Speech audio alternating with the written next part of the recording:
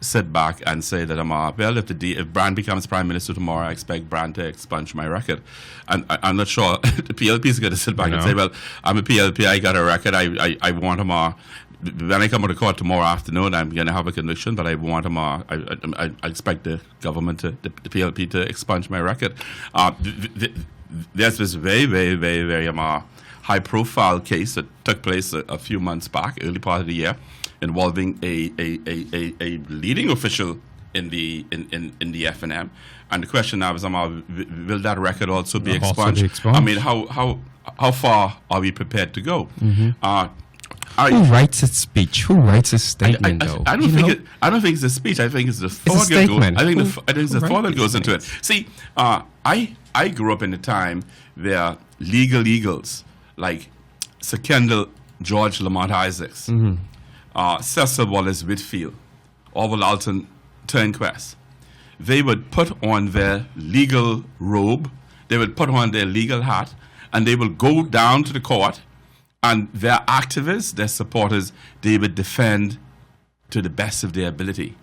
But they would never step into this gray area of saying, court, it doesn't matter what you do.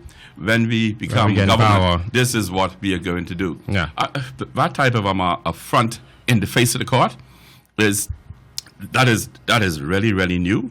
But now, and it's not to be confused with legislation that says that after a certain period of time, if you've been of good behavior and if you have a criminal record, you've been of good behavior, and you've not gotten yourself into any other criminal record behavior, then the record is expunged. But that applies universally in the Bahamas across the board to every citizen who has a criminal record, and there's a time frame built into the legislation that says if you behave yourself for the 7-8 year period, at the end of the day, that record it expunges itself naturally. The expungement just takes place. But to specifically handpick a group of persons and to say, court, do what you want, do what you please. And it's not, is it because Dr. Minnis himself was a part of the demonstration? But there have been political demonstrations. Forever. The unions demonstrate, the people row, there's the demonstrations, there's civil disobedience all over the country. We are a very, very active and live democracy. And we've never encountered situations where we are told that go there, do as you please. It doesn't matter to us. If the state takes a particular position, the police take a particular position, this is what we're going to do. It's sad. I'm trying to figure out what are you telling the country? What are you telling the state? And it's nothing to do with whether these persons so accused of this incident at Cabbage Beach are going to be convicted or are going to be acquitted. The rule of law ought to take place. There ought to be transparency in the issue before the court. The men and the women ought to be able to put their case and defend themselves sensibly. And if they feel this, if they felt this passion, if this was what drove them to do what is alleged they did, I mean, we just don't go around using political power to do certain things that are ultra virus what we do as a culture. Yeah, but I'm not sure if Dr. Minnis... He ain't even in power yet, though. I think Dr. Minnis really ought to rethink this position. Yeah. It sends a very, very dangerous precedent across the Caribbean, across the region. It sends a very, very dangerous precedent. And there are people protesting the Bahama position. There are people protesting Crown Land. There are people rowing over every possible thing you could row it in the Bahamas. But to present this nonsense position all the time, when I become Prime Minister, I'm gonna expunge the record. What you say to them, what you say to little Johnny and little Mary, that all I need to do is put on my FNM shirt, become a part of a political machine. I could do as I want, and somewhere along the line, someone is going to say, "Hey, notwithstanding you before the court, we're going to just give you a clean bill of health." That you can't cherry pick. That's troublesome. You can't cherry pick how you're going to give awards. And what happens is you wake up a whole concern in the country for certain high profile FNMs who do have some difficulties, for the lack of the use of a better word, are we not to believe that Mr. Minnis, Dr. Minnis as Prime Minister, will also expunge their records? And so it means that we've reached a stage in the country where it's just us and justice. And it cannot be where you cherry pick justice. The interference with what is taking place at the magisterial court level ought not be interfered with by Dr. Minnis, ought not be interfered by a constitutional creature like the leader of the opposition. That Minnis ought to allow the process to take place. These men and women ought to be able to put their defense, rather than the Attorney General and asking the Attorney General to nully the matter. But there's nothing wrong with that. That's a fair opinion. That's a fair political argument. But to say, court, no matter what you do, this is what I can do. When we get in, it says to every tin bit, picky-head Mantobi, that all I got to do is be on the right political side. Yep. I could behave how I please. I could go and knock down the fence. But once again, I've been involved in actions, not involved in actions, but I've served as a court reporter. I've been a court reporter for years. And I've seen demonstrations. I've seen demonstrations where people actually marched into the compound of the police headquarters and were charged for trespassing. I've seen demonstrations where Mr. Isaacs, a former Attorney General, decides who's not even supposed to be appearing in the lower court, decides these are my supporters. I am going to defend them to the hilt. I'm going to stand with them. I've seen Cecil Wallace Whitfield. I've seen Tennyson Wells. I've seen Algernon Allen. I've seen FLM luminary lawyers. Always in the court, all of that is defending fine. Political action, defending political demonstrations. However, I've seen persons, lawyers also doing the same thing. Never seen for that. the unions when they do that. But I've never seen or heard this particular act where Dr. Minnis, who's gone totally against the grain, who says, just give me an opportunity to become Prime Minister and this will be solved. It's scary. It's very, very scary. And this type of cherry picking of justice. And this is not about the rightness or the wrongness of the civil disobedience that took place at Cabbage Beach. That's a debate for another day on another channel. What we're talking about is something is before the courts, and the leader of the opposition says, don't mind what the court can do. This, when I become Prime Minister, this almost say this don't exist. And so he tells a whole cadre of Bahamians that he's going to empty the jails. He's going to buy all the white out and ink out police records. He's going to cherry pick who gets a fair day, and then other persons are going to be left behind. For a man who said, he is going to make sure, that the Bahamian public, everybody in the Bahamian public, those who have mental illness, those who have mental illness will be treated. That right there, sir, is a clear sign of mental illness. Like, why would you say something like that? Why would you go there? The town is abuzz with all of this new talk, this Nygard issue and this Crownland issue at Nygard Key, and I had occasion to say to some journalists of mine yesterday that when I picked up yesterday's Tribune, and I saw the layout, the design, and I read the story, I was horrified. I was horrified because, getting paid to be the publicist of an organization is all well and good. I don't expect that from what is supposed to be a free media. And I want to read this morning into the record a statement issued by the Honorable Deputy Prime Minister Philip Brave Davis, whose name has been drawn out into this incident, and I think it's very fair to give him his say. The statement is dated 10th of March 2016, statement by the Honorable Philip Brave Davis, Deputy Prime Minister of the Commonwealth of the Bahamas. The use of an untested affidavit to make allegations that smear my character is irresponsible. It is astounding that a newspaper of record would stoop to such nonsense. This is indeed a new low even for the Tribune. I condemn it. The only conclusion for printing the affidavit was to create political mischief. This kind of political gamesmanship is unbecoming. It is clear from the Morning Daily Story that I have no connections to this matter, so it is clear that the only intention is to smear. I express my deepest disapproval of this level of uncivil, indecent, uncultured act by the Tribune. crafted in their haste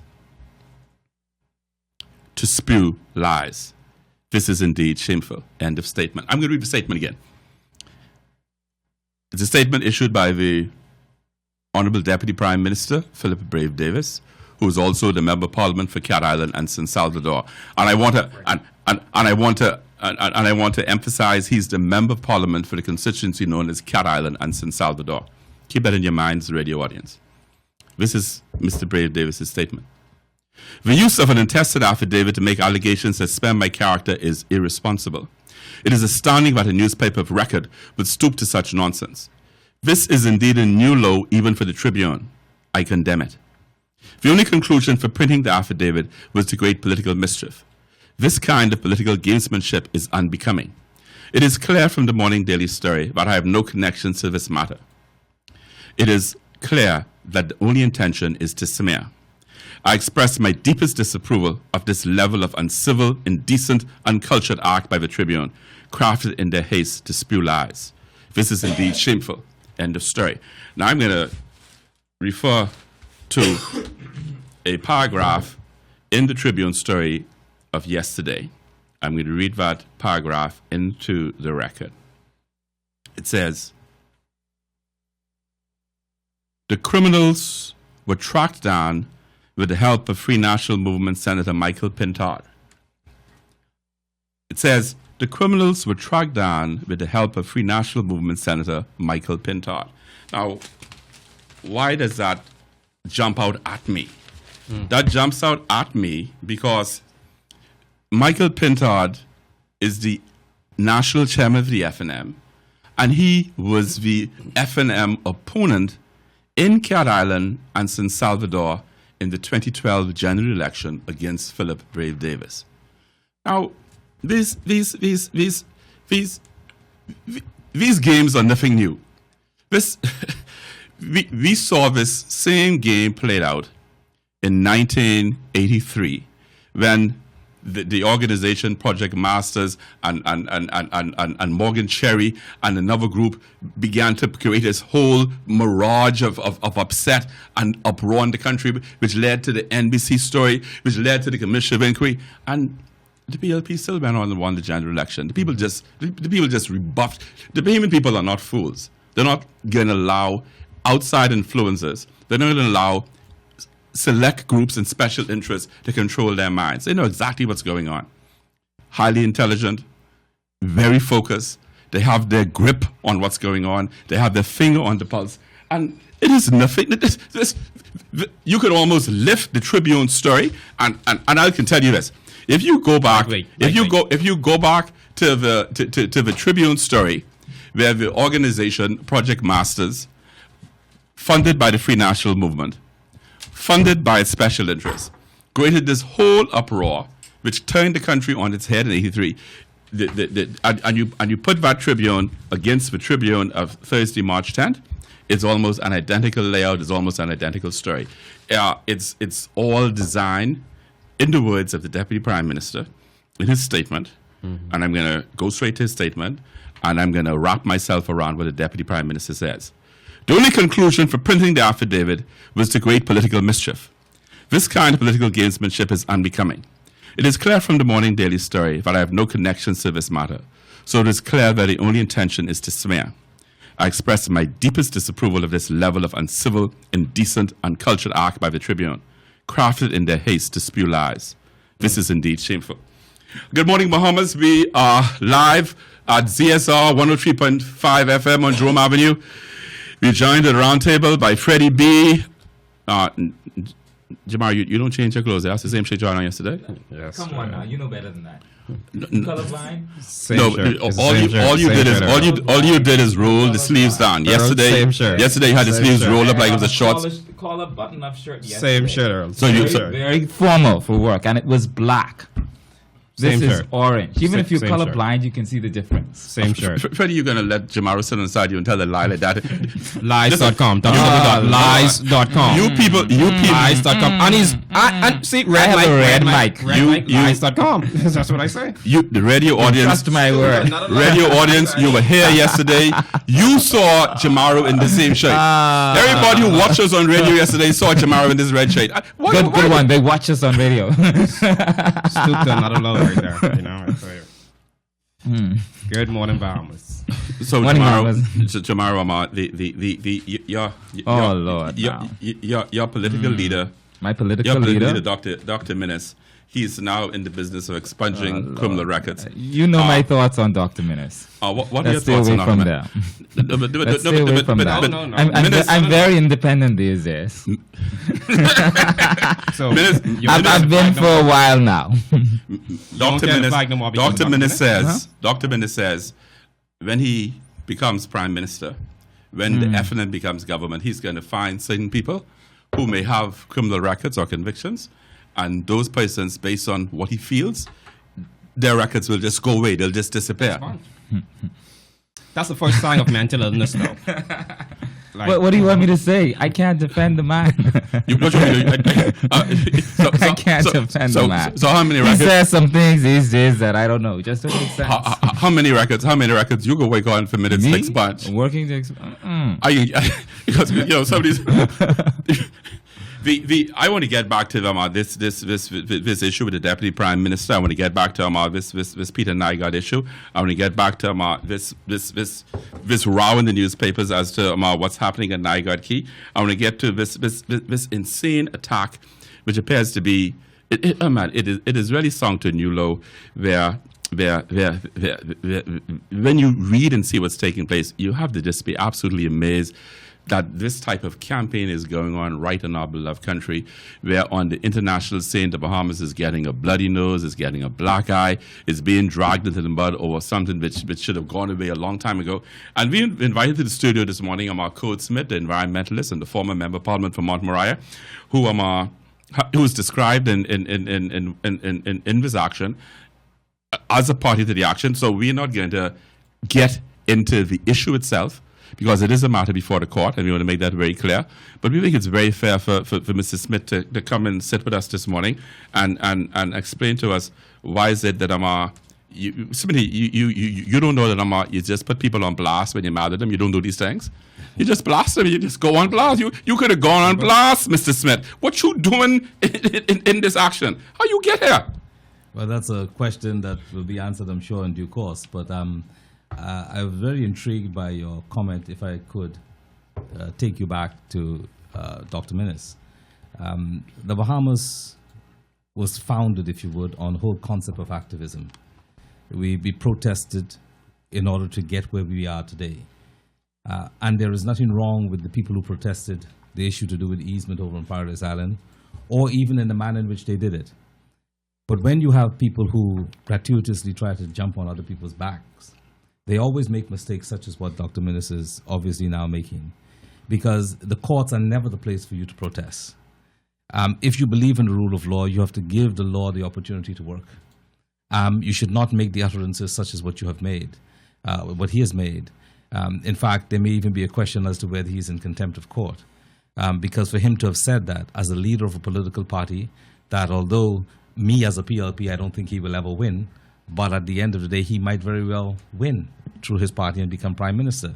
So that could, in some instances, affect or impact a judge or a magistrate who might be, I guess, in his or her own position, say, well, what if he does? Because these are human beings who make judgments and judgment calls.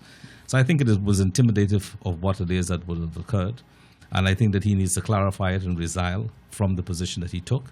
And obviously, there is need for him to clarify this particular point which he made about expunging people's records. And so it makes the whole legal process seems silly and ridiculously, of no consequence at all. At the end of the day, people know where his position is. If he said he marched with the people, he marched with the people. If you want to go to court to see what happens, do that. But to make utterances when the matter is smacked, not just when the matter is before the court, but when he is actually out there near the courts, is actually something that is reprehensible, and so it's unfortunate. I'm looking at the Tribune report, which doesn't camouflage the easily verifiable fact that the national chairman of the FNM, Michael Pintard, was involved in assisting the organization referred to in the Tribune story in this compendium of allegations that now sit before the court. And what jumps out at me is when politicians get involved at that level, and then you see the thing begins to turn off into a major political row, and politicians begin having their names called, and then you begin to recognize that the politicians whose names are being called are directly politically saturated in the political divide that the politician on the other side has gotten himself involved in. So when Michael Pintard, national chairman of the FNM, who ran against Brave Davis, it's said by the organization who's making the allegation that he is working with them in what they're doing. And then there's a story on the Tribune that says these persons claim to have close links to the Deputy Prime Minister. And then the country has to come away with a view that at the essence of this, at the base of this, is a political action. And it goes to what Philip Brave Davis says in a statement this morning, that he's horrified at the level this thing has taken. He's horrified that this is a political exercise in mischief. And what makes it even more incomprehensible is there doesn't appear to be an end game in sight. This thing appears it's only going to get stinker, it's going to get uglier. And I'm not sure that Bahamians ought to sit still and allow the names of our elected leaders, to allow the names of the Prime Minister, not the names, the officers they hold, to be dragged through the mud in the international fora. Yeah, freedom of speech, yeah, they have a right, yeah, there's a wide scope to attack them. Freedom of speech ends where you lie. But when we get to the essence of where this is coming from, and I'm saying to the Bahamas, this is nothing new. This is the same Morgan Cherry incident with Project Masters International, which the FNM concentrated and began in 1983. It has the makings of it all over again. But I'm going to bow to Mr. Smith's judgment. He's the attorney. He's the one who they take the bucket of shit and throw on. Let's see if you can get it off him. Smitty, do you think you have enough toilet water? I don't know. You probably need Lysol. Well, the kind of water that comes out of water and sewage nowadays. Florilyn. But your best bet is you need to just go sit on the side of Minnis, and no one can know who's stinking. Well, I'll tell you this much though. First of all, like when you talk about water, the kind of water that unfortunately has been coming out of water and sewage, I'm not too sure I have to go too far for the kind of water you described a moment ago. But that's a discussion for another time. But I think it is, I support what the Deputy Prime Minister has said. For his name to have popped up in this whole discussion that was printed in the press is something that is unbelievable to me. I just don't know how it fits or why it would fit based on what I'm told the whole action is about. And there would have been no need whatsoever to touch Philip Brave Davis, to mention his name at all. But I believe that you, Mr. Williams, have actually touched on the one thing that is curious, and that is who helped these people, whoever these people may be, to locate these particular individuals whom they describe as being criminals. And that's something that is not lost on the Bahamian public. But I will say this much for myself, is that I believe it was necessary for me to say this from my lips to the ears of the Bahamas, that I deny 110% of any kind of involvement in the manner in which these people have scurrilously now put in an action. And the plaintiffs of this action, the two primary persons who have done this, and their names are in the document, is Mr. Fred Smith, of Freeport, and Mr. Louis Bacon. These are persons who have been opposite me since the beginning of time, if you would, as far as my involvement or knowledge of their existence. And these people they've gone to the lowest of the low to try and find something that would create and cause an unnecessary bit of hardship to persons like myself. But see, I was born in public life out of activism, and I will continue to be in it and remain in it. And there is absolutely nothing that that is of substance in these particular allegations. In fact, if for some reason these allegations were to work, then it means that everyone's constitutional rights will be in jeopardy. And the Bahamas' history is put in a tailspin. But when you have people like Fred Smith, who, if someone has the right check, he will take on an action. He will sue you for a cup of coffee that you're now drinking, and he will produce reams and reams of paper to try to show you why you should not be drinking that coffee. And in the end, would just be loud and verbose. And then if it is that he is losing, then he begins to cry crocodile tears. If he wins, he pumps his chest. What do you say then to Mr. Pintard going out there and seeking out these alleged these people? What do you say to the Bahamian public on that? Because I in my opinion, it's the lowest form of low. But one of the things that's actually printed in the paper, Freddie, is that that these two young men were compensated by those who brought them to the fore. It's in the paper. Yeah. Now, I don't know which country people like Mr. Bacon think he is in, but in the Bahamas, you can't pay people to tell something that turns out to be a lie. All right, that amounts to criminal defamation. And so nowadays that you have this, now we will see how indeed these things will turn. But these young men, apparently, based on what is printed in the paper, by the way, I should say, I don't know these guys. I don't know any of them. Coach Smith, you don't know these two men? Don't know them, never had any kind of conversation with them about anything, never did any business with them. And you know a lot of people who sometimes you don't attach names to, and I would have to see who they are, because the things that have been on the internet, there is absolutely no photographs of any of these fellows who they are. But I'll tell you one thing, for Mr. Pintard to be able to know where to find them, that's something that you should stop and go, all right? Because whomever they are, if they're so criminal, and if they're so bad, and if they're so bad that they could be approached, so that the action says, to be encouraged to do harm to people, then how is it that the chairman of the Free National Movement could know where to go and find these type persons and be able to bring them to the fore? Now, obviously, money was a part of it, because that's what the newspaper says. And so I want people to, those persons who still have the paper, keep it. Keep it and track it. Track every aspect of it, every word that's in it. And when you look at one sentence today, it'll be entirely different by tomorrow, because a boxer or a shadow boxer, man, he looks good jogging down the street, swinging his arms and throwing blow, until the other fella comes in the ring and starts to show you the other side of the story. I sound very good singing in the shower. No, I don't think you sound good singing at all, period.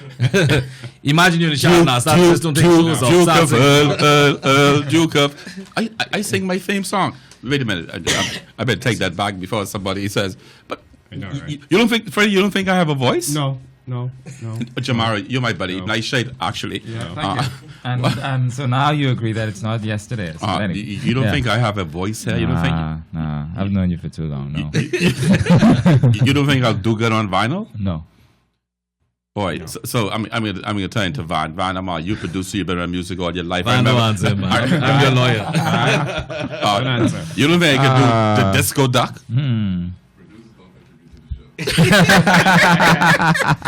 Good answer. Everybody's passing the buck. They're passing the buck. They have a difficulty with it. But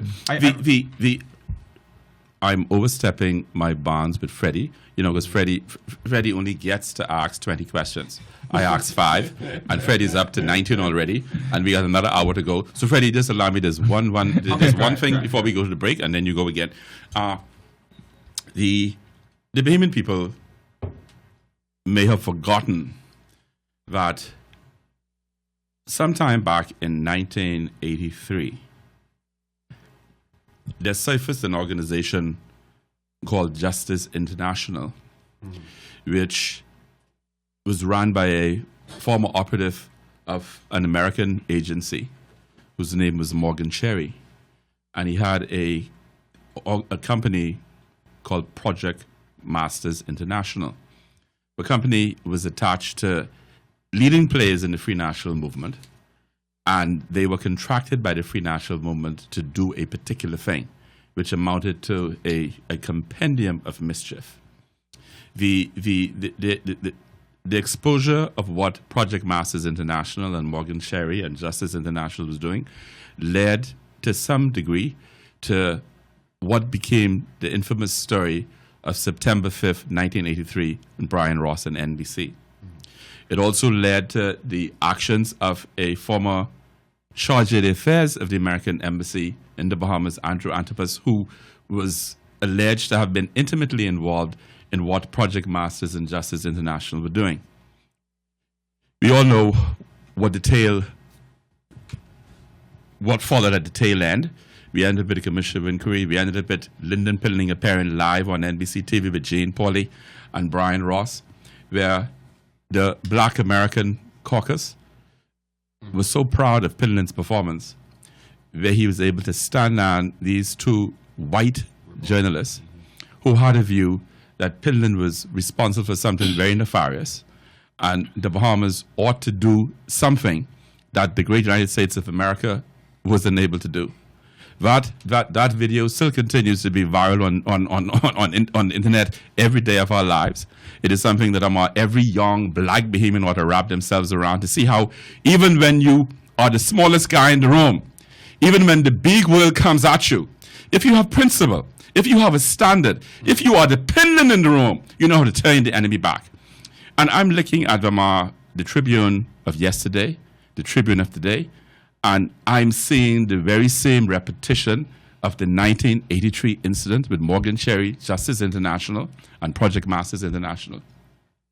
And when I read in the newspaper this carelessness, where the Tribune itself says that the FNM national chairman, he was involved on the ground in bringing this about. And so this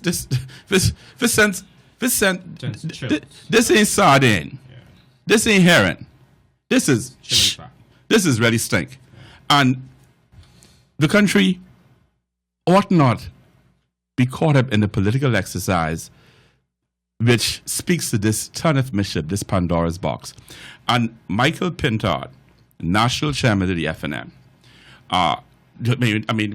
what does he describe himself up on his resume? He writes skits, right? He's a skit writer. No, he does. He's never written a play in his life. He writes skits. Oh, okay. There's a difference. There's a play. There are playwrights and people who write skits. Okay. But he did write a book of poems. Yeah. I think he had published his letters to the editor. And so, granted, well, he's going to fall on this one because he owes his organization an explanation. He owes the country an explanation. He sits in the Senate of the Bahamas. He owes the country an explanation. How and why is he involved in this exercise? What is the national chairman of the FNM doing involved in this exercise? And this is where Philip Brave Davis makes his comment this morning in his statement to be issued yesterday afternoon. But this stinks to high heaven as mischief making. It's pure politics. It's pure politics. It is designed, and the overall objective is to cause the sitting government to fall. Mr. Louis Bacon, as a matter of fact, having actions in New York City, broad action where he is actually suggesting, and not suggesting, he has stated that the government is corrupt. Now, I welcome every single person from every corner of the earth to come to the Bahamas, and if you want to live here, you come, you live, and you be a part of the fabric of the Bahamas. But you don't come here and you create mischief just because it is in your best interest to do so. I don't go to the United States, or none of us in here, I believe, would have gone to the United States ever and attack anybody in government because it's not our place. But what it is you have Mr. Bacon, and unfortunately his mouthpiece, who is Fred Smith, who are determined to try to make connections, linkages and links that are not connected. And what they would do is, if it is that they cannot meet you on a factual plane, they manufacture things. And that is what, from what I've seen in the newspaper, this thing is all about. Not one single one of them could ever say, ever, other than now what has been said, that I've been involved with anybody to threaten to kill someone. See, these kinds of things are things which no Bahamian should stand by and allow foreign persons to come into the Bahamas to simply say about people. Because once they throw it at you, you have to go through the process of removing it off of you.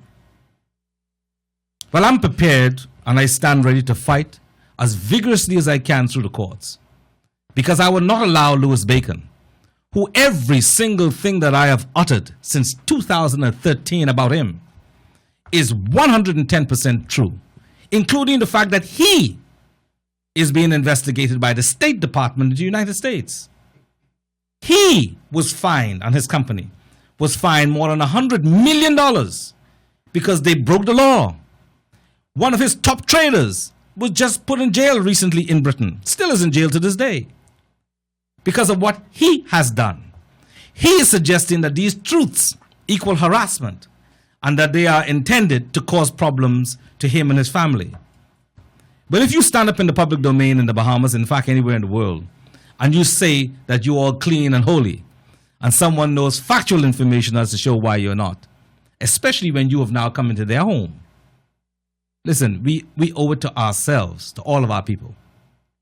And I believe that so that we don't get confused even with this thing that went on Paradise Island Bridge, it's for us to remember, and I'm speaking as a PLP, but the PLP's concepts made its way into the fabric of the Bahamas. The PLP, which was founded in 1953, one of the key pillars was equal political participation. And one of the effective ways of doing that is through demonstration. And that's why it is enshrined in our Constitution. And no one should be allowed through these underhanded maneuvers in the courts. And because Mr. Louis Bacon has billions of dollars at his hands, he could throw a case in New York and name the Prime Minister. He names our Prime Minister. He brought action in the Bahamas where the Prime Minister is named, suggesting that the Prime Minister is corrupt because Mr. Nygard's beach is bigger than what it was before. When he, Louis Bacon himself, built a boat basin underneath his house, illegally, without permit. And how do I know that?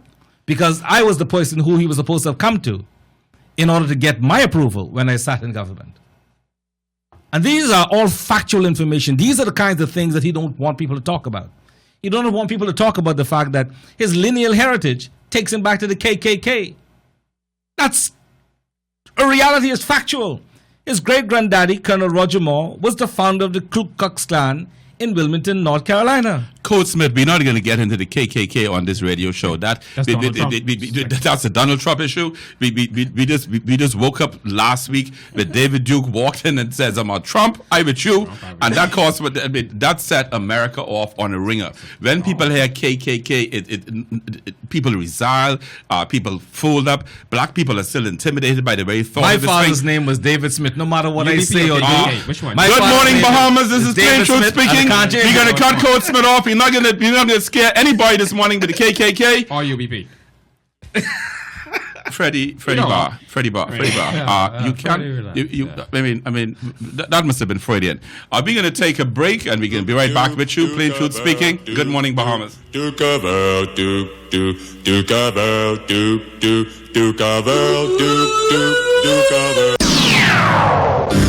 From the Tribune News Network, this is Newsbreak. I'm Kirk Smith. Friday's top stories. The Cabbage Beach access dispute has gone to court and has turned political.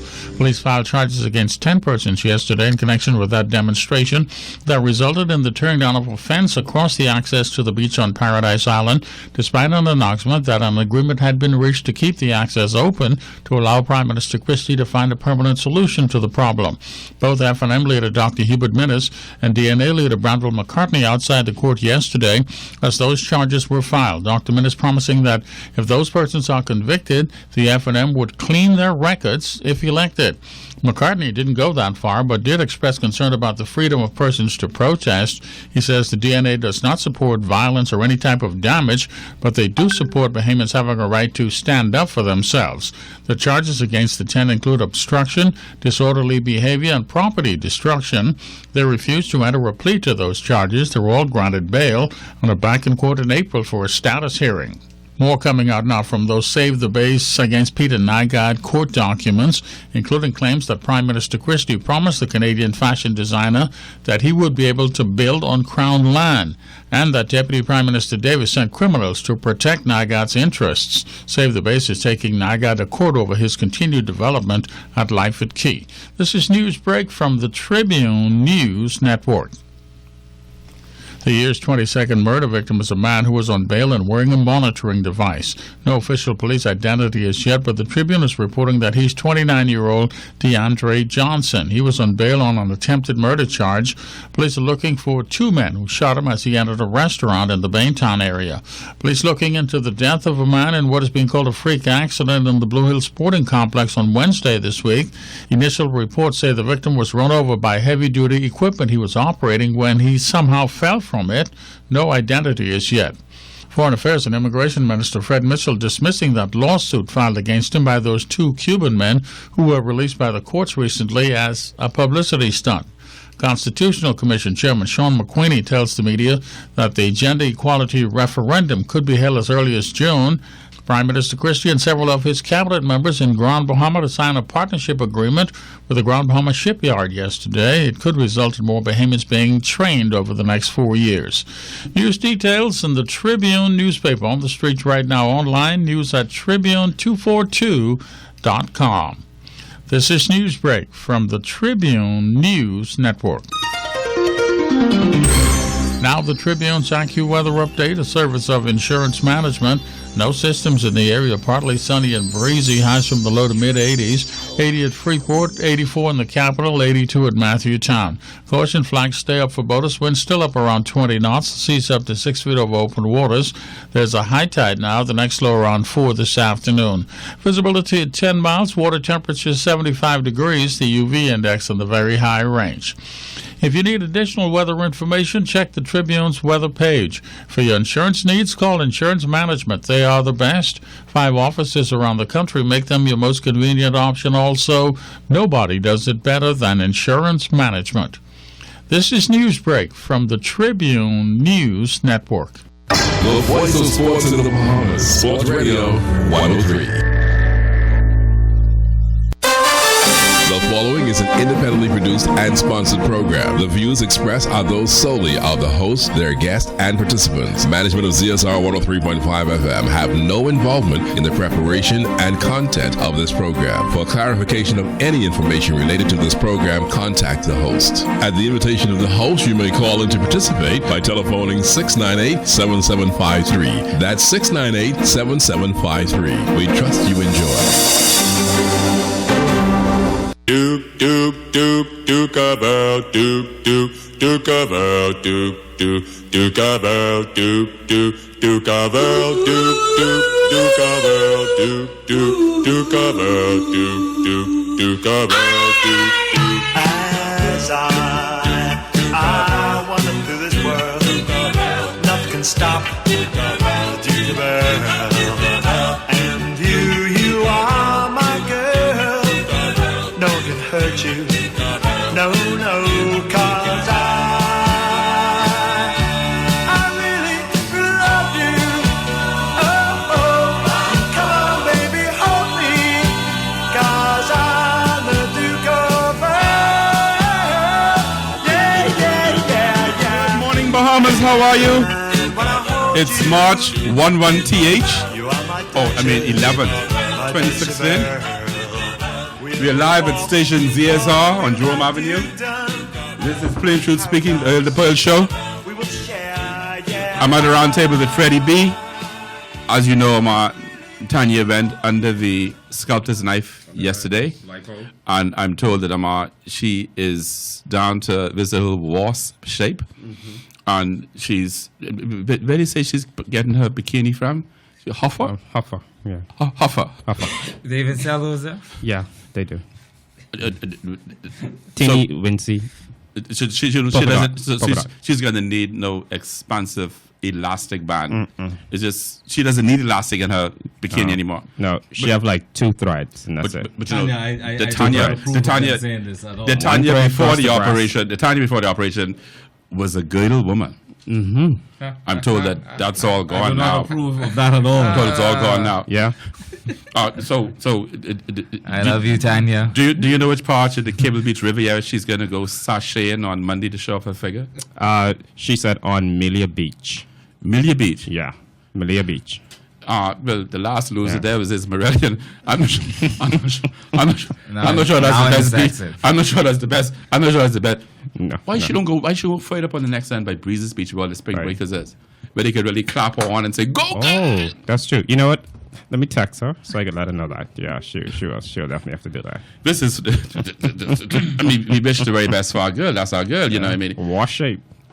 Wasp. What? Because you know she was Bumblebee before. She was definitely But at least she keeps it in that Blub, insect blub, blub, family. all You over the know. place. All over the place. Code Smith, during the break, we had occasion to be reminded that Code Smith, a former PLP member of Parliament, lives in the Fort Charlotte constituency. And I want to ask Code Smith, why is it that his former MP is in this uproar today about the BEC bill not being paid? And I want to find out from Code Smith, why is it that he's been so quiet on this former PLP MP who got elected on the PLP ticket, who took the PLP things, ran off with it, and people like Code Smith who got all this mouth, beaten up on the chest all over town. Loretta dealt with Rollins. And Code Smith who playing the days Braveheart ain't saying nothing yet. Well, What's going on here? You if I- sell out here. If I had miss and deal with him the way Loretta did, then of course this allegation against me in the paper today would be the truth. Code Smith, But, Code Smith, I Code believe Smith, Code Loretta Smith, back- Code Smith, Code back Smith, and Code slap Smith. him You very are hard. not going to advocate violence on Earl the Pearl show. But you were the one who's saying, but Loretta slapped the fella, man. I just remember who you It are. was a warranted one. I just remember who you are. He's never been the same again. I'll say this though. I'll say this. They have pictures of you. They have pictures of you in a Bruce Lee flying kick in the cabinet office, and then there's a picture of you hauling ass down the hallway. Listen, I ain't pick no fight, but I ain't gonna duck no bloomer, but I ain't running. All right, and so at the end of the day, you know, I ain't getting into all of that, but I ain't gonna duck no bloomer. But let me tell you this: why I was quiet? Because sometimes you need to be quiet enough, long enough, so you could listen and so you could understand what is going on. And I watched Andre Rollins dig a hole. Well, first of all, he took out of his backpack a shovel. He marked out a hole. He dug it, and he slowly climbed into it, and he dug some more when he got into the hole, and he's still in there. I needed to understand a little more, and so I went quiet. Had nothing to say. But I'm going to say it today on this show. There is a huge question mark, I believe, as to whether constitutionally Rollins or Wells continue to be members of Parliament. Because under the constitution of our country, when we look at election, the Prime Minister of the Bahamas is determined by the leader, by the person who is the leader of the political party, whose party commands the majority of the seats in Parliament after a general election. Me, Code Smith, can tell you, and I can tell the Bahamas, I didn't know Andre Rollins from a hole in the wall. Never had a conversation with him before I voted for him. I voted for him only because he was the PLP representative in my constituency. Which means that when he then turns around, not have a conversation with me, and me, I don't mean just me, Code Smith, I mean me, Pearl, the whole constituency, to say you have a problem and to try to resolve it. And he makes then a decision that what he would then do is, quote unquote, walk across the aisle. I mean, how do you do that? You throw away my vote. So all of the PLPs, the people who voted for him, he no longer have their votes. He got rid of it. He got rid of it. The people who voted for Shivago Lang, the FNM, their votes are with Shivago Lang, although it's dead. And likewise, the person who voted for Mr. Mark Humes, voted for him. Their votes are dead. What is holding Andre Rollins in the House of Assembly? Why is it that people are fixed with this ridiculous notion that under our Constitution, that a person could say he no longer sides with the party that brought him into office?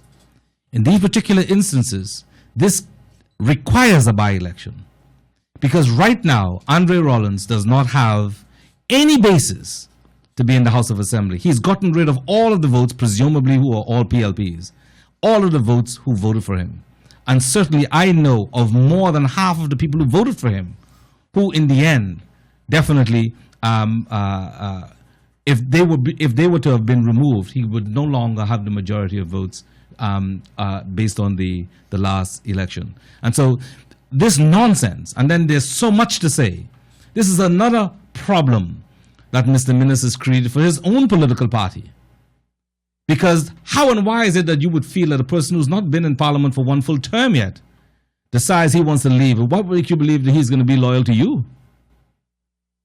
You see, loyalty and respect are two most important things to me, at least, in life. And Mr. Rollins has not demonstrated any of them. But from this point onward, I can assure you that I will be having a lot to say about this. I see Jamaro is very concerned on your argument. Jamaro, now listen, I don't side with Rollins and Wells. Not two of my favorite people, and politically, I don't.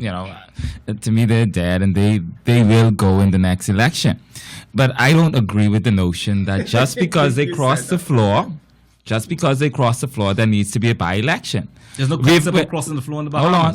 Say again? There's no concept. Okay, but where in the Constitution says that because they decided to go, wherever they decided to go, that we must have a by-election. All right, our history is filled with quite a few people who have moved from one side to the other prior to in between elections, and there's been another. Well, look at 67. What about 67? What about 67? Those people, who is it? Fox and... they didn't cross the line. They didn't cross the floor. They didn't cross the floor, but they weren't voted in as PLP. No, they voted as PLP. But you can have a coalition here. They aligned themselves. Well, what Mr. Rollins has said... What is the difference? They never left their organization. They never abandoned the vote premise. Okay, so where's it in the Constitution that if they cross the floor, then there must be a by-election? Well, I'm not going to ask you something very personal, so this is a rhetorical question. Who did you vote for? And why did you vote for them? I'm not expecting you to really give an answer because I'm not trying to get into. No, I don't have a problem giving that. He voted I voted for Abaco. Yeah, I voted. Well, listen, I had no choice. He was an Abaco. I had no choice because they told him, listen, vote for the white man or tonight. Hey, listen. And done this. But listen. Hold on now. So now we're acting like the PLP didn't have a white man there. I had no choice. Your good PLP conveniently used the white man. Hey, none of you gave me a choice. I don't know how true any of this is, but let me tell you something. Edison Key is a great fellow. I think so. I think so. But I gotta ask that in one. I'll listen on the radio. It took Jamaro 4 years of Minnis to become an independent. Oh no! It didn't take 4 years. It didn't take 4 years. One day. No, but see, if you unfortunately put your vote to somebody because of all of the concepts, principles, policies that person either espouse, or if it is, as in Mr. Rollins' case, he falls under the wing of Mr. Christie, and you say, yes, I happen to geographically be in the area where the only way I can support Perry Christie and his party and to ensure that Perry Christie, based on the Constitution, forms the next government, is I have to vote for this Andre Rollins fellow. So hear me. I don't disagree with what you say, right? But I'm saying I'm trying to find out where I'm trying to say you now, but you're not listening. Right? Okay. So at the end of the day, if it is that you did that for Andre Rollins, so that Perry Christie could form the government, Andre Rollins does not have the right. He doesn't exist in there, He is the representative. He's the member of parliament for the constituency he's in. Yeah. He does not have the right, as Andre Rollins, to do anything. It is the majority, not just the majority, this constituency is the one that tells him what to do. When I sat in parliament, a lot of people think that's just talk. You hear me out? No, I'm hearing you out, but I just want you to get to that point quickly. Where is it? See it. No, that's your opinion, and I agree with that there. But where is it in the Constitution that says that is what should happen? Because if that's what should happen, then we need it to happen. There's no place in the Constitution, to answer you directly, that says that if a person walks across the aisle, that there has to be a by-election. And the Constitution is a document that lives and breathes. It doesn't say those things. It will never say that. That will be something that comes through legislation. And that's part of the reason why I believe that you would have heard the Prime Minister actually say that this is something that has to be looked at and visited in due course. But for me, see, I'm an activist. Although I've been in Parliament and all that kind of stuff before, I believe in people's power. And I can tell you that the people on the ground in Fort Charlotte are totally against the fact that this young man has decided that what he would do for his own sake, his personal sake, is to move over. I don't disagree with you. Now you have in the newspaper, it is being said that he actually did not even utilize the monies that were being given to him by us, the people, to at least pay BEC for the headquarters that he has. I believe it's for the headquarters. Yeah. Or at least something he owes BEC. The constituency office. That's right. And so at the end of the day, I know, having been in there before, that I believe they even increased it. At least when I was there, it was $1,500 or something like that a month that you use to maintain an office. Okay? And obviously what he has now done, not utilized it for that purpose. Now, then you ask yourself, see, there's one thing for you to do some things and people don't know. But this is overt. This is in the public domain. It's just like Mr. Smith, I'm not disagreeing with you. Now, let me jump on you now because I understand. I think I understand you to be a supporter there for them. It's like your leader. Hold on. Your leader, Mr. Minnis. We interrupt this regularly scheduled program to allow Tamara Thompson to defend his political integrity. Yes, I voted for the FNM in the Mount Moriah constituency actually twice. I realize that. South Africa one. And even at one point was active. At this point, I'm active in no political organization. None of them look quite appealing. Come on, to me, there's no difference between Perry Christie and Hubert Minnis. There is no difference? There's no difference. Oh, man. Both of them wave and both of them are very weak leaders. And I say that and I exit. Have a great day, Bahamas. One can dance and one cannot. We'll have Jamara back at the table on Monday. Hopefully he'll change his shape. But you know that we can throw blow at him while he walks on the door. He dropped blow. Most definitely. Good. Most definitely. No, I think it is unfortunate that you have those kind of things happening in politics today. The difference between Dr. Minnis and Perry Christie is like night and day. You know, level-headedness, focus. You don't have that. You would never see Perry Christie campaign and whatever is demonstrated around the courts. You never would see it. No. These are the glaring examples, and these are the niceties of politics, and that is why what we do in the show is to allow an assortment of young people to freely express their views, say what's on their mind, because we don't want to hamstring people. We don't want to put a censorship on people. We want the country to get a fair and balanced view as to what young people believe, what they think, where they're going, where they're feeling. For instance, Jamaro has been a lifelong FNM, born and bred in the FNM. He says to them, an independent, I just can't go with Minnis. And then he says, but I'm trying to weigh these two leaders. But he's made it very clear, I ain't going with Minnis. I've lost my affiliation, my affection for the FNM. And my question is, based on the statement from the Deputy Prime Minister and the fact that we are in the midst of very, very egregious political mischief. And it cannot be overstated that this whole shebang that is playing itself out in the press and what I call the Bacon Nygard saga. Am I pronouncing that right? Mm-hmm. Some people say Sega, but that's a game, eh? Genesis. Yeah. I knew that. Oh, sorry. I'll accept that apology. Definitely wasn't in your Elcott era, Colby, yeah. Deputy Director of Bahamas Information Services, joined the round table. Morning, Mr. Colby. And I always kowtow to my superiors. You know, I mean, I have my vacation application on his desk. He hasn't signed off on it yet. The casual days too. Don't give it to him. Go on, Brother Colby, get into this conversation. I know. Contrary to what the colleague said a few minutes ago, that there is no difference between the Prime Minister and the leader of the opposition. There is a fundamental difference in that the Progressive Liberal Party was founded and built on the foundation of social justice.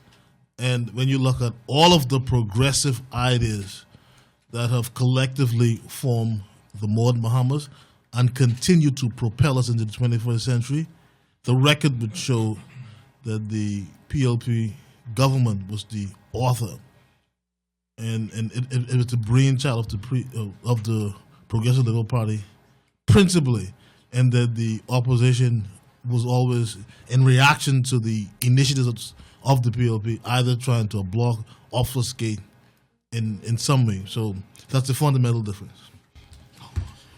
No comment from you on that, Freddie Barr? Or Jamaro slip you lunch money under the table? No, I mean, Coffee money. So maybe myself, we go into plantation. Plantation, fried fish. Let's go to that place on Fish Fry where they don't put no conch in the conch fritter. Oh no, I don't like that place. No, I definitely don't like that place. Don't ever take an invitation from Cole Smith to go for something to eat. He takes you to the place with no. No. He has a radar where he picks up the nastiest, dirtiest, grimiest Chinese restaurant he could find. Geez. Boy, listen, don't get me started. I don't eat them there. And guess what? You sitting there trying to order the bow wow soup or the corn soup, and he asking for tofu. Who goes in a Chinese restaurant looking for tofu? Can you imagine that? Tofu in a Chinese restaurant? What's tofu? Tofu. Listen, man, it's tofu, man. 2 foot or 2 foot? 2 foot. Because it's translated as 2 foot. Have you received your invitation from the Governor General of the Bahamas at the official opening of the latest restaurant at the point? Yeah, the former Scotiabank at the ground floor of the Hilton. Smith, is the invitation in your inbox? No, man. And unfortunately, people never send me these invitations. Oh boy, unfortunately, I don't get these invitations. I'm relaxing in Bal Harbour this weekend. I wouldn't be able to join you guys. Bal Harbour. Okay, great. So they had that Gucci Fendi Prada. Yeah. Me and Lucy. So the new China is opening. Yes, sir. Yeah. So I guess you must, because you know about it, you must have your invitation too. No, I just heard about it, and Eat well, man. Yeah. and I had to assign my photographer and information officer to cover it. You know. I see. Yeah, I see. Governor General will be there.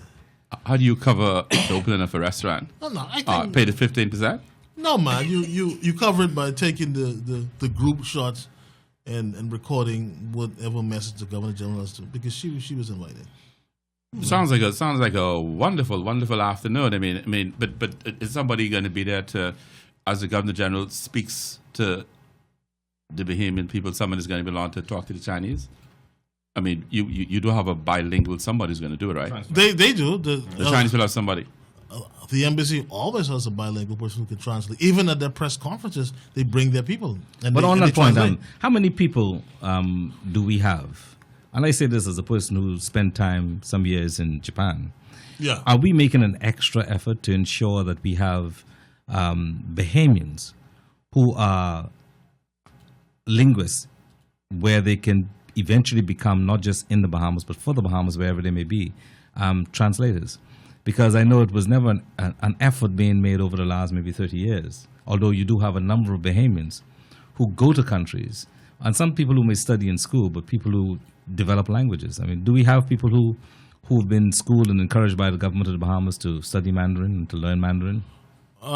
In the sense that the technical division of the Ministry of Foreign Affairs and their relationship with the OAS allows for Bahamians to study at universities in OAS countries, and the government of the Republic of China has made available a number of scholarships for deserving and qualified Bahamians to study in China, and they have the opportunity to learn Mandarin and Cantonese.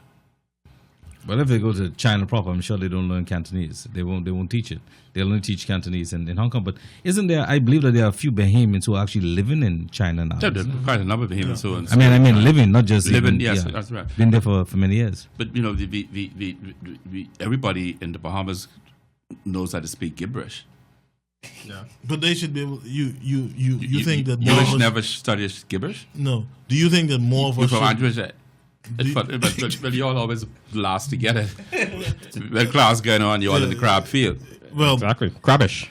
no, it's crap. It's a gibbish. Crabbish. Do you believe that more Bahamians should be fluent in Creole, given the large Haitian population? Well, I mean, I've never. I don't. I have no.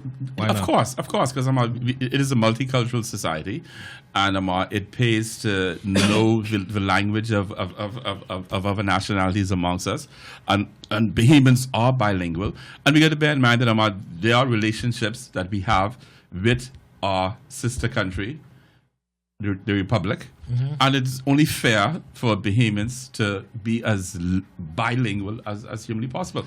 And because we have such a huge population of the people from the Republic amongst us, we have the police who have to engage with them, we have the social service who have to engage with them, we have the arms of Healthcare. state having to engage the healthcare. And so, yes, we should know the language and we should try to learn the language because it makes an ease of reference. That doesn't take away from the fact that English is the mother tongue, gibberish is the second tongue, and obscenity is when nobody understands the English or the Creole. You just curse and carry on and they'll get the message. Okay, now notwithstanding that we don't practice codified law, we practice common law. Do you support No, we do. bilingual ordinance? Do you support that? No, we have all codified law. the signs, English and then Creole. No. I mean, English is the native tongue here in the Bahamas. So how And how the Cubans was able to force the legislation in the municipality for where? bilingual In the ordinance? Bahamas? No, in Miami, even though the mother tongue of the United States is English. Well, no. When was the last time you've been to Miami? Anywhere from Boca Raton down to Key Largo. When was the last time you've been there? Is it? Listen, is it a part of the continental there are shelf? some places that I go in Florida that I have to ask, do you have someone that speaks English? Yes. Now, mind you, I don't know the difference. I know a little bit of the Hispanic language, because you have different dialects even from different countries. Yeah. But I can tell you that the norm in South Florida is now some Latin language. That's the norm, and you just have to accept that that's what it is. And there are a number of people, like in the Bahamas, who cannot speak English that well. And your comment, to go back to your comment when you say that more Bahamians should learn Creole. Once we change our image and our view, what we will find is we got many Bahamians that speak Creole, because those that speak Creole are Bahamian. Okay. We just don't treat them as such. I remember when my sister was alive and she was bilingual. Right. She spoke Creole. She worked with the Ministry of Foreign Affairs. And she had a lot of extra work going to the courts, etc. And there was a particular young lady who worked in Foreign Affairs. Both her parents were Haitian. She grew up speaking Creole, but she refused to speak Creole in the Ministry of Foreign Affairs because of the way we treated people who were from Haiti. And she never ever did. There's this wonderful story in the early 1970s. There at 5 o'clock every morning, when radio was the heavy thing. Everybody had a transistor radio. Wake up! And You remember that one? the Haitian Catholic preacher had a show on. Hey Jacques, to live with the bomb.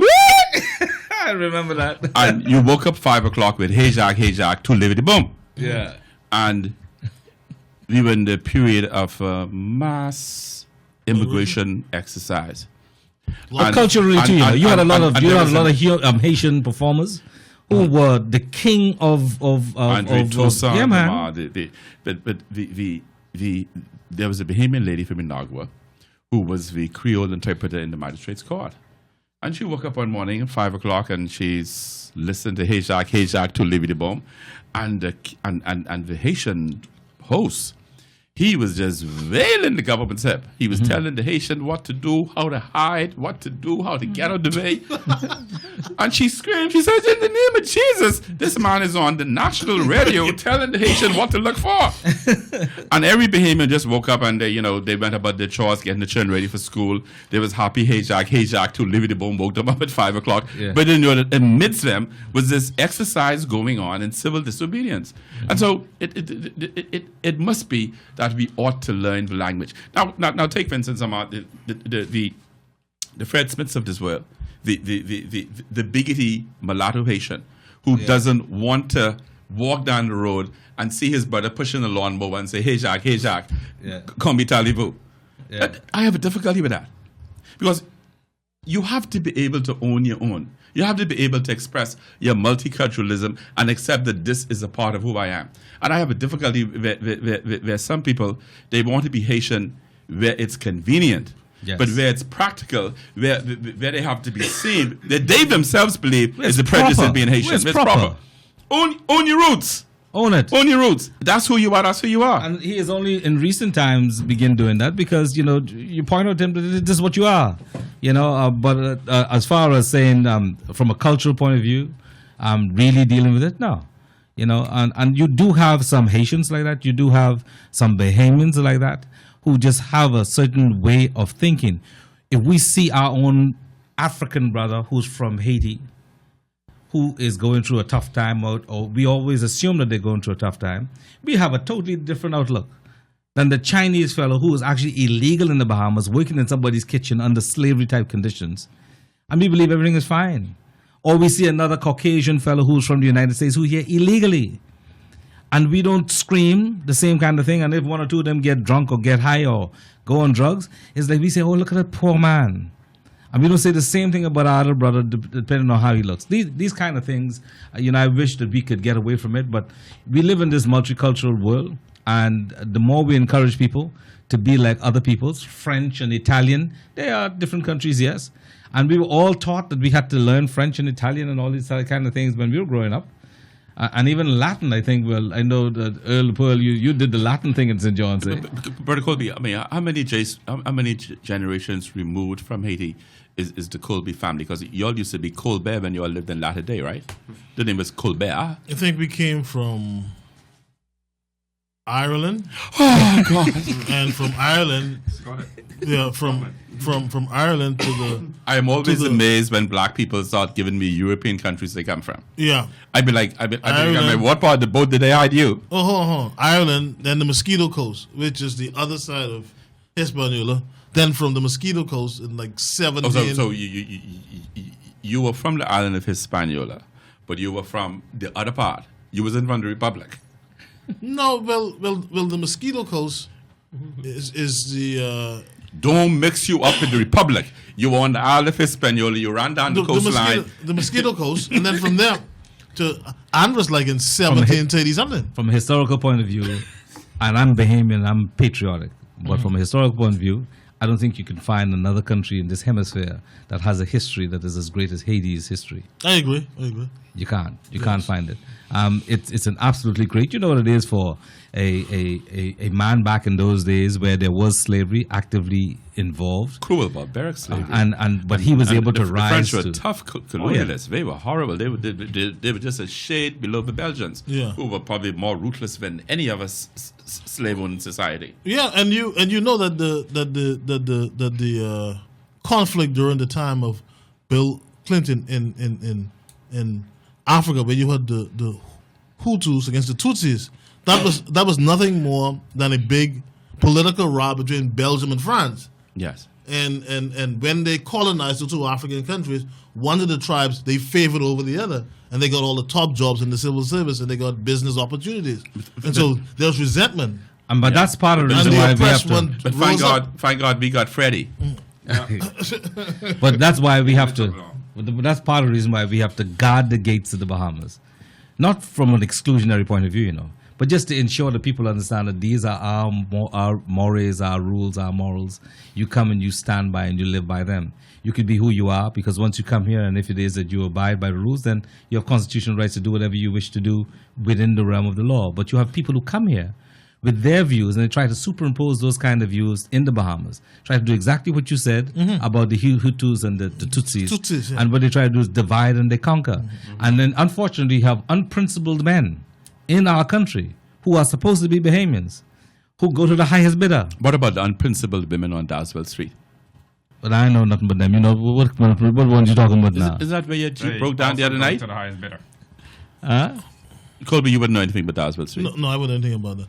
But the No, hold on. I think Mr. Colby, we should there- ask there- him there are to explain people- Dawson's Street because I Right. know what he's talking about Dawson's Street. there are people. There's a lovely little business on Dalzell Street called Girls on a Pole. Good morning, Bahamas. This is Plain Truth speaking. EarlThePearl at the round table. Elcott Colby, Deputy Director of Bahamas Information Services. We're joined by Code Smith. We're trying to teach Code Smith that the way ahead is to put people on blast. You're mad with somebody, put them on blast. You don't do this. Anyway, we got to get Michael Pintard in here.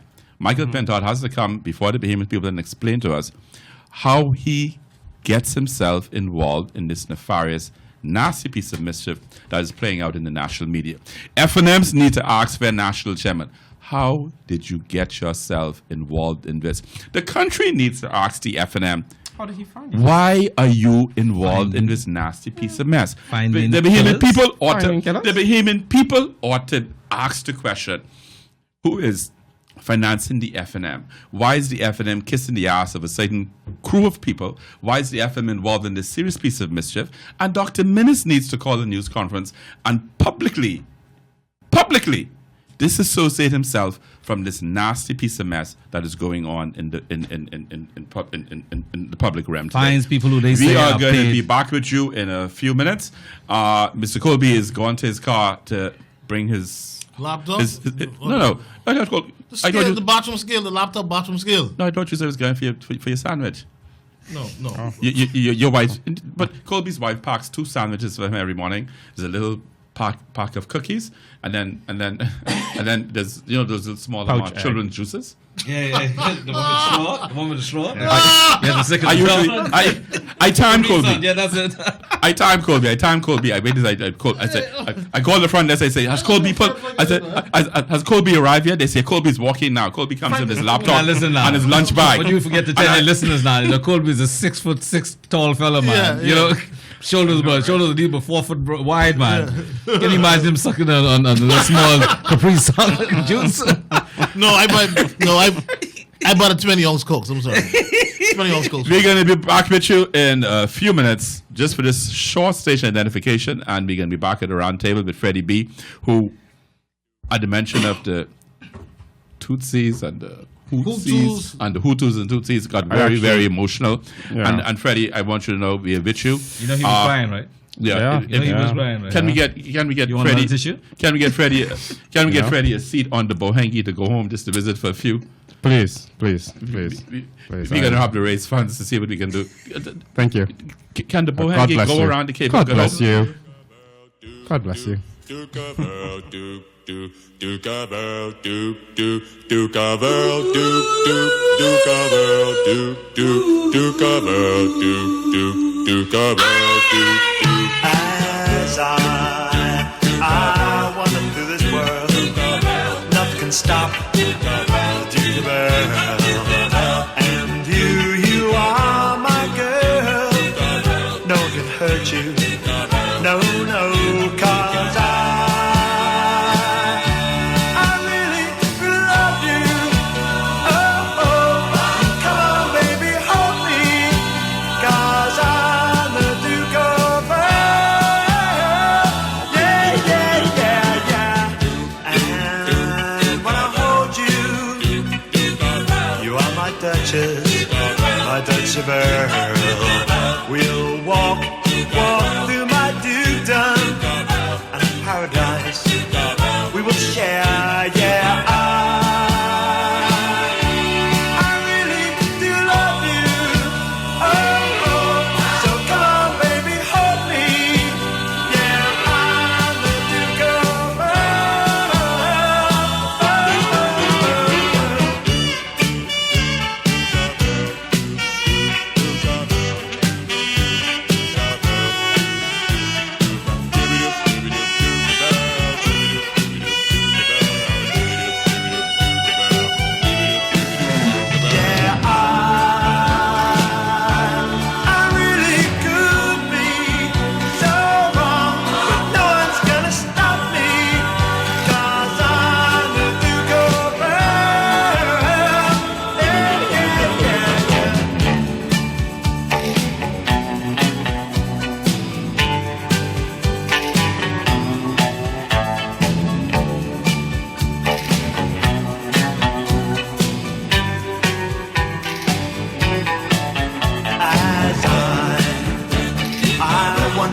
world. No one's gonna stop me, Duke of Earl. And you are my girl. Nothing can hurt you, no, 'cause I really love you. Oh, nothing can hurt you, 'cause I'm the Duke of Earl.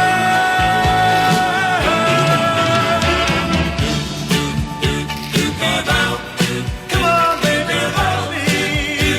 Yeah, yeah, yeah, yeah. I'm the Duke of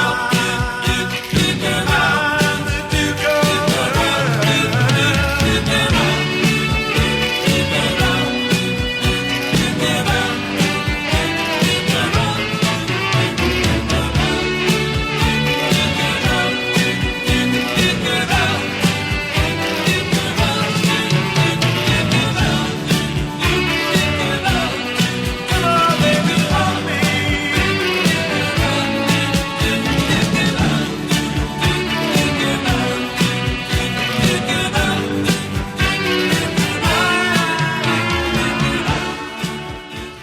Good morning, Bahamas. This is Plain Truth speaking, EarlThePearl, in your company. It is a wonderful Friday, March 11th, 2016. Oh, I supposed to read it. March 11th, 2016. We adjourned at the round table with Code Smith, the former member of parliament for the Mount Moriah constituency.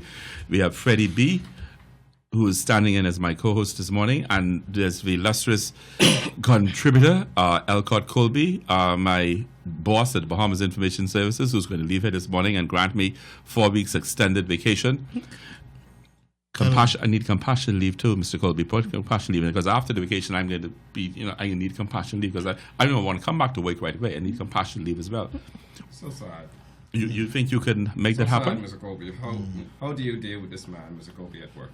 Well, It's sad. no, but we follow general orders. Everything is general orders, except when the union No, Colby. agreements come into effect. All the appliances in my house is General Electric. I know what you're talking about. Okay. Well.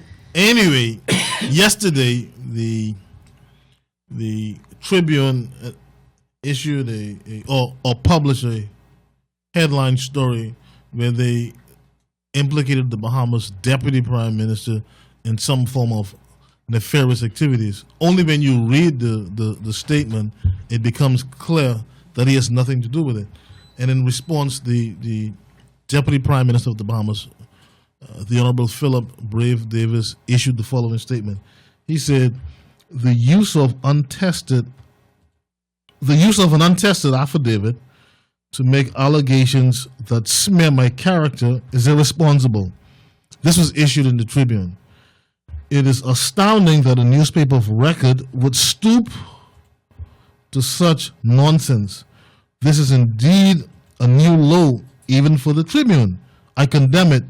The only conclusion for printing this affidavit was to create political mischief. This kind of political gamesmanship is unbecoming. It is clear from the morning daily story that I have no connection to this matter. So it is clear that the only intention is to smear. I express my deepest disapproval of this level of uncivil, indecent, uncultured act by the Tribune, crafted in their haste to spew lies. This is indeed shameful. I'm going to go back to Code Smith, the ranking politician at the table. He's had his name on ballots. He's been elected. He's been unelected. He's been at that level. What should we brace for as a country as we head towards general elections? There's been this roaring debate across Bahama land as to the actions of the Bahamian media. The media obviously has a peculiar and a particular drum they're beating, and there are persons who have left media and are working directly with special interests to pull off a particular thing. And it's very easy to say, I'm the Tribune, I'm middle of the road newspaper. I'm giving you fair gamesmanship. It's easy to say I'm the national guard and I just want to defend my journalistic integrity and give you the facts as they are. But we all know that neither of these entities have that type of morality. Neither of these entities today have that type of credibility. But this stuff that they do is put out to an international world, an international audience, where people as far as Freddie's hometown and Darfur come away with a view about the Bahamian people, how our system is managed, and our own national integrity. What should we brace for? How should we prepare for it? And is there a voice to come? Well, I think in the first instance that Bahamian people need to remind themselves that we are Bahamian. And as soon as the result of the election is called and we have a government, that the games that are played leading up to that point is supposed to subside, and that we must remember that we all one. We have to look out for each other. It is a good thing that the supposed fourth estate in the Bahamas, it has been augmented by social media. And so you have a lot of wanting to know people in the Bahamas, especially the newer generations, who have access to real-time information and who are able to determine not to read some of the printed press. For a lot of them, it's all about money, and that's all it is, about money. And if Bahamian people remind themselves that this is a game, that when you have the kind of nonsense you see put up in the Tribune, where gratuitously the Deputy Prime Minister is associated with something which is obvious that he ought not to have been associated with. His name does not appear anywhere in the legal documents from what I understand. And certainly even when you look at the story itself does not relate to anything to do with him, other than the fact that the fellow who supposedly found these criminals or these people who would take money for hire to kill people, that person was his opponent who was defeated in the last general election. And that's about as far as it went. The Tribune is determined, and the Tribune, I can say this comfortably, and people, you mark my words here today, moving forward over the next few months, you will see that the Tribune will become the political rag, R-A-G, that it is. And they have their people now well placed. You have Paco Nunez, who I know have left. He will tell you now that he is not a part of anything to do with Louis Bacon, but I have my reasons to believe that he is. And so then you have the extension of the Tribune into social media. You have all of these things that are going on, and I would say to even my F&M brothers and sisters that a lot of you would be sorry if it is that you don't carefully assess and associate yourself with the right set of people. And unfortunately, the Tribune is up to the same old tricks. I believe Miss Karen is still the overall publisher. And so at the end of the day, she makes a determination which direction that paper goes. The involvement of the national chairman of the FNM reprehensible in this exercise, it has to be put up to scrutiny. It has to be dissected. It has to be eviscerated. It has to be explored. We have to put it under the microscope. We have to put it to litmus test. We have to understand why is the national chairman of the Free National Movement involved in this exercise. I can't think of any FNM chairman, going back as far as Dwight Sawyer for me, in terms of when I started watching, whoever would have behaved in this manner. On the PLP side, certainly never. And even if you have a particular view, your party's view is the thing that controls your movement. You're the chairman of the party. It would be interesting to see how Darren Cash, the former FNM chairman, how he would react to this information. It would be interesting to see what's the guy who has diarrhea the most, Dr. Dwayne Sands, who he always has something to say. It is interesting to see what he has to say about this. But good thinking FNMs everywhere. Patriotic FNMs who understand that yes, we believe in our organization. Yes, we wish to return to governance. But do we do it at the stake of breaking up the country? Do we do it at the stake of destroying credible persons' reputations? But what price are they prepared to have the country pay just to achieve a selfish political end? And this is what and this is what the question is to Michael Pintard, a very young politician, a politician who has run 2 times before and been soundly defeated. Obviously, he must be frightened that he's unelectable, and this may be the reason why he's been forced to metamorphose himself and come out in this particular realm where he's in an underground movement which is surface and is involved in something that is very, very, very ugly. Listen, you need to go in slow motion for a moment so you can see how, I'll just use the word interesting for the time being, how interesting all of this is. Someone, and let's just say that someone happens to be Fred Smith, Lewis Bacon, and the other 3 inconsequential plaintiffs in this matter. Fred Smith, Lewis Bacon made a determination that someone wants to kill them. However they came to that decision, it is not clear, but let's say that that's the position. They have this discussion. How they got to be discussing it with the chairman of the FNM, I don't know. I'm not going to speculate at this moment. Just simply say they have a discussion with the chairman of the FNM.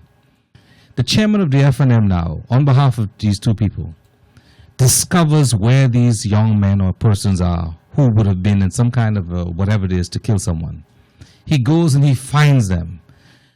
I don't know how and why it is that he never reported them to the police. Because most decent people who feel that you have people who are conspiring to do that kind of injury to others would report them to the police. He doesn't do that. Based on the newspaper story, he goes ahead and he organized compensation money for these guys to come and put something in an affidavit form. Untested affidavit form. And on the basis of that, within 24 hours of the writ having been filed, it finds itself on the front page of the Tribune. Now, all of us in this room, and I'm sure many people out there know, that when a writ is filed, it takes at least 48 hours for it to go through the natural process before it is registered and before you can say it exists. Now, you tell me, how is it that the Tribune got a copy of this writ the night that it was supposedly filed so that they could get it on the front pages of the Tribune the following day? As I said at the... You're all in the media business more so than me. And although I'm sure that nowadays newspapers can go to press very, very late, but it's very, very odd to me that a writ that is filed on the 9th finds its way on the front page of the Tribune the following day. This incident... You're not suggesting that the lawyer, after filing the writ, sent a copy to the newspaper by any chance? That would be wrong with that. There's nothing wrong with that. But once again, they're all in bed together. But this is an exact duplicate, an exact imitation of the Project Masters International, Morgan Cherry Justice International incident, which threatened to destabilize the Bahamas. In the early 1980s. This is that game is same afoot game now. afoot. It is an FNM game. It is an FNM game. FNMs ought to recognize that game led them to defeat. I disagree with you. I disagree with you, and I want to vehemently disagree with you. I am PLP, true and true, but I have a lot of good friends and buddies who are FNMs just as strongly as I am. I can assure you that the FNM as an organization... Well, I got to wait to see what they put in my T-shirt. That the FNM as an organization does not approve, does not know about what is going on. Even though we may not have too much regard and respect for Hubert Minnis, if you were to put him in a chair and ask him, and you have some truth serum running through his veins, he will tell you he do not know what is really going on. Well, he never knows what's going on. This is a game that has been started by, in my judgment, Mr. Lewis Bacon. And when it is that you see what he has actually gone about doing, I'm talking about actually done, I'm not talking about what I speculate on. You know what it is for some person to say in a New York court that he has a document that is subject to secrecy in the Bahamas. And somehow he got a document, he uses that document in a court in the United States. And because he's in the United States, he uses that and he gets away with it. These are the kind of things where you have someone from outside who has their eyes on the prize. And they are actually manipulating these people in the Bahamas who are insignificant people. They just be using them as pawns. I want the Bahamian people to open their eyes. I will not be stifled. I will continue to speak truth to power. That's what I've been for the 52 years that I've been on this earth. as far back as I could remember, as far back, you speak what it is, and you stand by, and you just allow the chips to fall wherever they may. Do we then carefully vet these people that these foreign investors, these people that, okay, I want to come live in the Bahamas, do we then carefully vet these people before they come into our country? Yes, Because absolutely. how can you use the name of our prime minister in a case in the United States? It's such a disparaging man. You want to remain here. And these people, they still own homes and they still want to remain in the Bahamas. No, they believe that their country. money, they believe that the money that they have controls all persons. And at the end of the day, no matter what it is they say or do, they will get away with it. And for those things, and listen, I'm PLP. If Hubert Ingram, as one of the former FNM prime ministers, if he was in office, you would hear me be saying the same thing. He's not one of the former He is the only FNM other prime one. minister. Yes, I understand. Yeah, I mean, Mr. Colby, you're going to close us out? Your parting words? My parting word is that after governments stood by and allowed the Grand Bahama shipyard to submit application after application for foreign workers to come into the industrial sector and to occupy jobs that Bahamians can easily be trained to perform. I'm talking painting, I'm talking welding, I'm talking pipe fitting. The government signed a partnership with the Grand Bahama Shipyard to train a number of young Bahamians so that over the next 4 years, as much as 600 Bahamians could be employed at the Grand Bahama Shipyard. And that is what the people had been complaining about. When the PLP campaigned in Grand Bahama, there were people who were telling them that much of what they had fought for in 1967 was being reversed, and they had to strengthen their immigration laws, and they had to look out for Bahamians.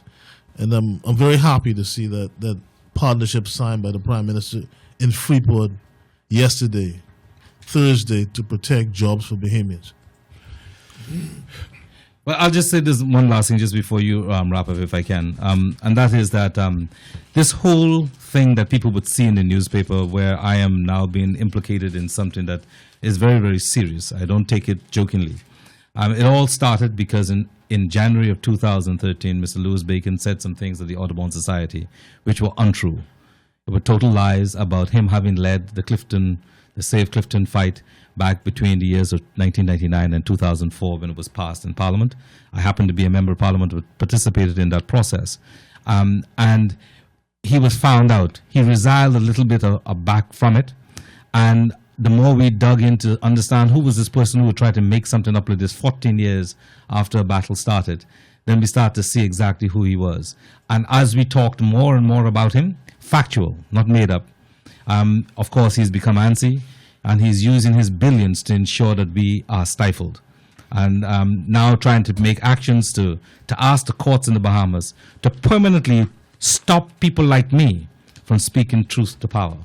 And I need the Bahamian people to understand that this is what it's all about.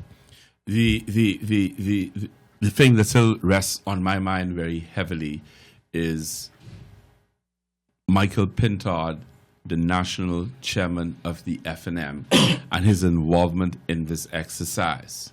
The FNM as an organization owes the Bahamian people an explanation. Freddie, would you close us out, please? Yes, I just want to put 1 5 cent in there that, we need to carefully vet these people that definitely is coming into the Bahamas to do business and to live and reside in the Bahamas. Thank you so much for joining us, ladies and gentlemen, this morning on Plain Truth Speaking. May God bless you. May God bless the Bahamas, Lord. No,